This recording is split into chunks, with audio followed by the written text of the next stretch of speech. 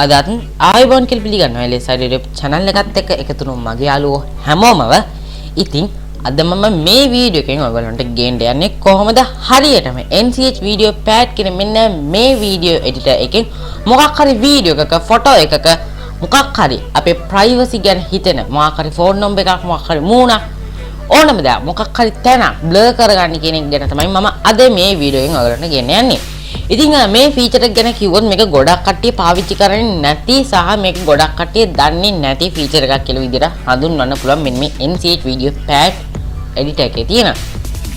ඉතින් මේ video editor එක මෙන්න මේ Videopad කියන මෙන්න මේ වීඩියෝ එඩිටර් එක ගැන කිව්වොත් ඉතින් මේක මම වගේ low spec තියෙන PCs පාවිච්චි කරන කට්ටියට ගොඩක් වැදගත් වෙන වීඩියෝ එඩිටර් එකක්. ඉතින් මොකක්ද කියලා බැලුවොත් අපි මෙන්න මේ ගැන ඉතින් මෙන්න මේ වීඩියෝ එඩිටර් එක ඉතින් මේක අපිට low spec තියෙන. ඉතින් මේකට 1 GHz processor එකක් 2GB RAM onboard graphic උනේත් පුළුවන්. ඉතින් මං ගාව මගේ දැන් කම්පියුටර් එක ගැන ඔයගොල්ලෝ දන්නවා ඇති දැන්ටම. ඉතින් මගේ processor එක 1.9 GHz 4GB RAM එකක් වගේම Intel onboard graphics තමයි තියෙන්නේ. ඉතින් මේ සිස්ටම් එකේ මේක සුපිරියටම රන් වෙනවා බලා ගන්න පුළුවන් ස්මූත් විදියට. ඉතින් කිසිම මට මේ වෙනතුරු මම දැන් මේක යූස් කරන්න පටන් ගන්න මාස 4ක් 5ක් විතර වෙනවා. ඉතින් මේක මෙන්න මේ කාලය අතරතුරදී මට කිසිම ලැග් එකක් බලා ගන්න හම්බුනේ නැහැ මේකේ ටයිම් ලයින් එකේ ඇරෙන්න සමහර වෙලාවල් වලට. ඉතින් මේක ටයිම් ලයින් එකේ සමහර වෙලාවල් වලට මේක ලැග් වෙනවා. ඉතින් මම නෑ කියන්නේ ඉතින් කොහොමද ඒක සාම ඒ වීඩියෝ එඩිටර් වල මේක සිස්ටම් එකක් වෙලා ඉවරයි. ඉතින් ඔයගොල්ලෝ Adobe Premiere Pro After Effects වලට යනවට වඩා මම නම් රෙකමන්ඩ් කරනවා ඔයගොල්ලන්ට low spec තියෙන කම්පියුටර් එකක් නම් තියෙන්නේ. ඔයගොල්ලෝ නම් NCH Videopad වීඩියෝ එඩිටර් එක යූස් කරන්න. ඉතින් Adobe Photoshop After Effects වලට යන්නේ නැතුව.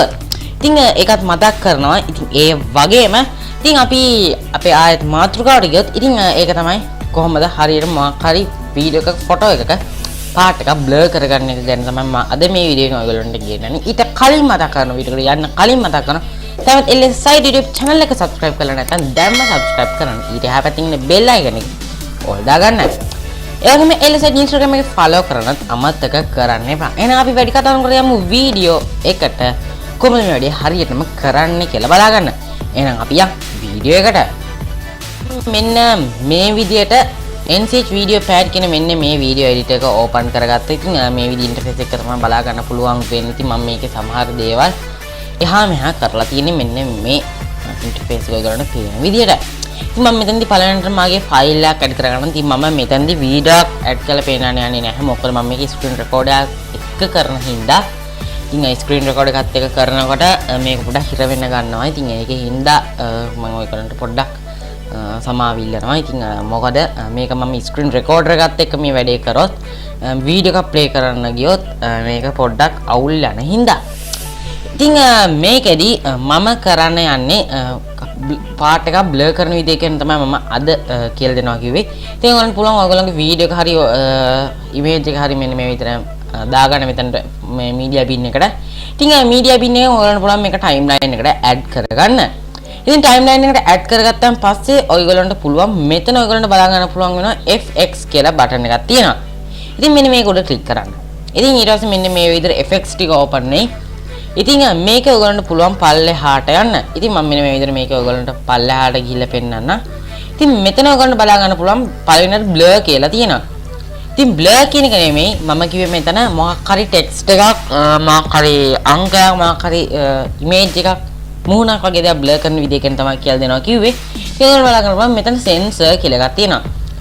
මෙන්න මේ බ්ලර් කියන එකට එහා පැත්තේ තියෙන සෙන්සර් කියන එක බලන්න ක්ලික් කරන්න. ඉතින් ඒ වගේම තව දෙයක් මතක් කරනවා. ඉතින් මේ වීඩියෝ එක ඔයගොල්ලෝ බලන්නේ පස්සේ කාලෙකදී නම් මම මේක කරන්නේ 2021 10 වෙනි මාසේ වෙනකොට මෙන්න මේ තියෙන විදිය තමයි. ඉතින් කලින් මේ වීඩියෝ එක බලන කෙනෙක් නම් ඊට පස්සේ බලන කෙනෙක් නම් ඉතින් මේ වෙනස් වෙලා තියෙන්න පුළුවන්. ඊට මේ ඒ වගේ මේකේ version එක කලින් version එක නම් පාවිච්චි කරන මේවත් වෙනස් වෙලා තියෙන්න පුළුවන්. ඉතින් මෙන්න මේ sensor කියන එක උඩ ක්ලික් කරන්න. ඉතින් මෙන්න මේ sensor කියන එක උඩ ක්ලික් කරාන් පස්සේ ඔයගොල්ලන්ට මෙන්න මේ විදිහට තමයි බලා ගන්න පුළුවන් වෙන්නේ. ඉතින් මෙතන ඔයගොල්ලෝ බලා ගන්න පුළුවන් sensor type එක විතර ඔයගොල්ලෝගේ blur නෙමෙයි ඇවිල්ලා ඇත්තේ black කියලා. ඉතින් මේ black කියන එක උඩ ක්ලික් කරන්න නැත්නම් මෙතන වෙන්නේ මේ arrow එකක් තියෙනවා පල්ලෙහාට. ඉතින් මෙන්න මේක උඩ ක්ලික් කරන්න. මෙතන තියෙනවා blur කියලා එකක්. ඉතින් මේ blur කියන එක උඩ ක්ලෝස් කරනකොට ක්ලික් කරන්න පුළුවන්. ඉතින් එතකොට blur කියන effect එක මෙතනදී on වෙනවා. ඉතින් හරි දැනට කරන්න ඕන ටික දැන් අපි කරලා ඉවරයි. ඉතින් මම මෙන්න මේ විදිහට මේක ක්ලෝස් කරගන්න. ඉතින් ඔයගොල්ලන්ට බලා ගන්න පුළුවන් වෙනවා මෙතන මේක පොඩ්ඩක් blur වෙලා තියෙනවා. ඉතින් අපි මේක කොහොමද බලමු මේක ඇඩ්ජස්ට් කරගන්න. ඉතින් ඔයගොල්ලන්ට පුළුවන් ආයෙමත් මෙන්න මෙතන තියෙන effects කියලා බටන් එක මෙන්න මේක උඩ ක්ලික් කරන්න. ඉතින් මෙතන අර විදිහටම පෙන්නයි. ඉතින් මෙහෙම තියෙනකොටම ඔයගොල්ලන්ට පුළුවන් මෙතන ඔයගොල්ලන්ට ඕන ස්කේල් එකට මේක ඇඩ්ජස්ට් කරලා හදාගන්න. ඉතින් මම මෙන්න මේ ටික blur කරලා පෙන්නන්නම් ඔයගොල්ලන්ට කොහොමද blur කරගන්නේ කියලා. ඉතින් මම මෙන්න මේ විදිහට මේක blur කරගත්තා.